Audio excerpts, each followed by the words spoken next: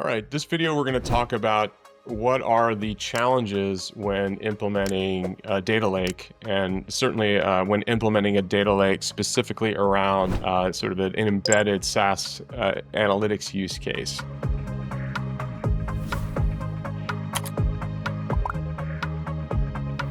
I think most of the challenges associated with just overall data strategy and certainly building that data lake for SaaS stems from the multi-tenant nature of SaaS application data. So coming up with the correct or viable multi-tenant data strategy is very, very important when architecting or designing how your data lake is actually going to work for analytics.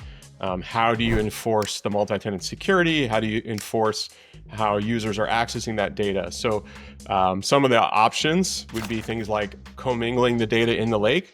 In that model, your security is always going to be enforced on the record, column, or object-based levels.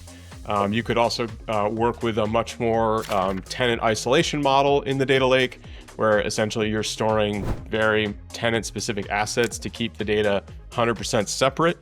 Or in a lot of cases, you could maybe have a combination of both models, where some of the data that is like data could be commingled, and then some of the tenant-specific data would be tenant isolated in specific structures. But some of this will depend on your overall underlying data requirements. Do you already have structures in your source systems where the data has to be completely segmented or separate? Or can you create a model for analytic purposes where the data can be commingled and you're enforcing your security on that multi-tenant, those multi-tenant data structures for record, column, or object level security?